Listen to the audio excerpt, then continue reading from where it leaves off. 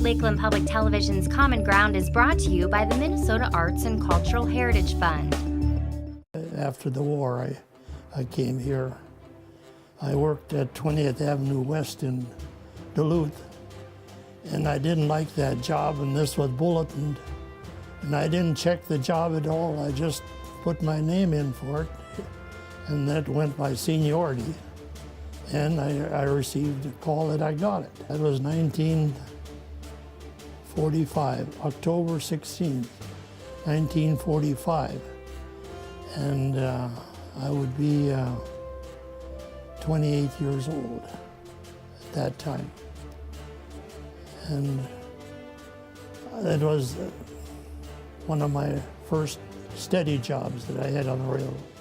Before I was on the extra board, which is a day here and a day there, and a week here and a week there, relieving other agents along the road. We did everything.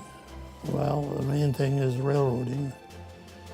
Train orders, of course, were the guiding lights for the trains. They had one freight each way here, going through here, and the passenger train went through. Then we had a weekly train go to Kelliher, and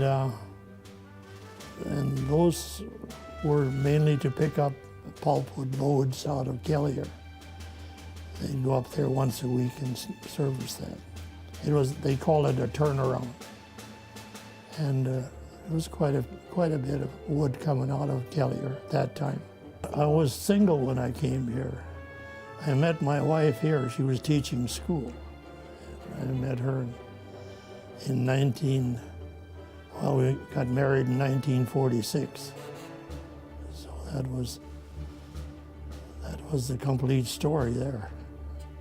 Well, there was a lot of businesses. In fact, I think they had 3 grocery stores, and of course gas stations, 2 hardware stores, 2 barbers, a theater. There was a lot of little stores all over, and a lot of business. We shipped in a lot of groceries and stuff for the stores, hardware stuff. And that was always coming in here.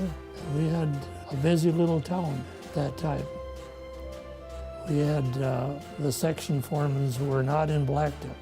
They were in Funkley. And each morning we'd have to telephone the line up to the section foreman to tell them the trains that were moving on that day so they could work on the right track. And we had a lot of different problems with the track because of frost heaving and in the sun kinks and stuff. We had accidents because of that. Sun kink is a expansion of the steel on the rail, which happens on real hot days during the summer. And the train goes over them, and they'll react like a snake, and then that'll cause an accident to the train.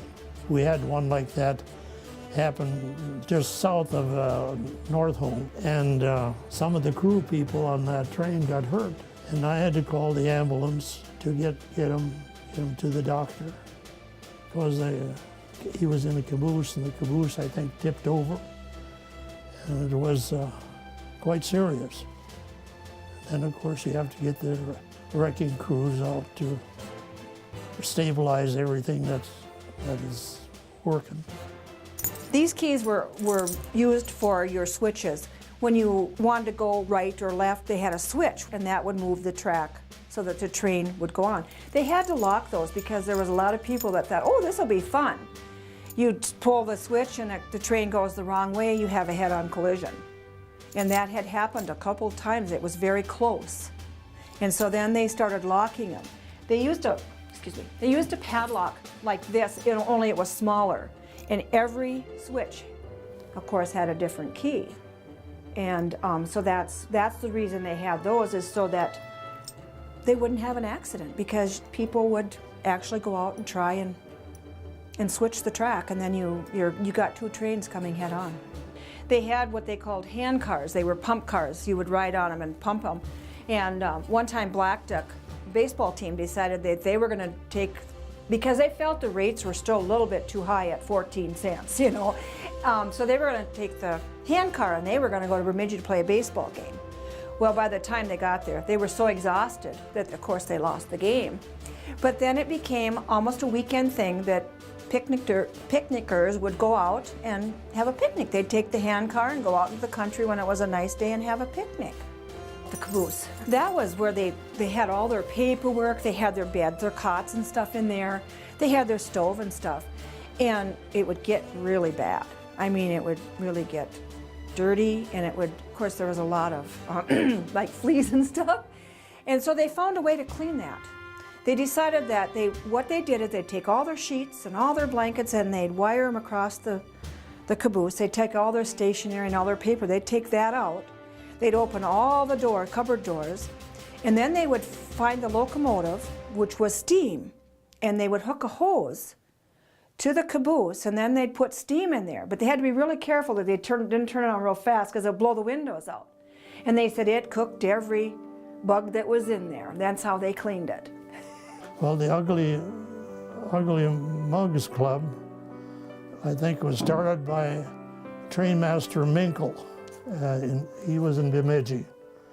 And he took pictures of all the employees that he ran across, including trainmen, engineers, firemen, station agents, towermen, and everybody that worked for the railroad. And I think they asked him why he's doing it. He said, "Someday you won't be here." And I suppose this is the time.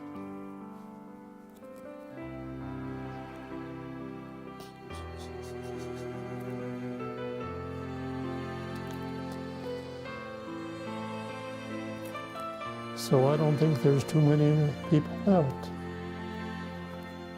Well, I think I was here in Black Duck about, must have been here 10 years, I think. That would be about 55, I suppose, 1955. I think he took it in the station too.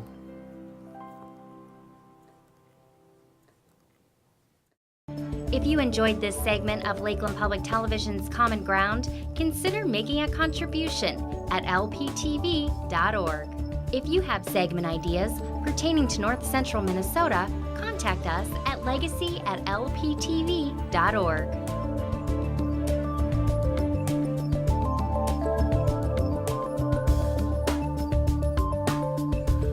Common Ground is funded by the Minnesota Arts and Cultural Heritage Fund by the vote of the people on November 4th, 2008.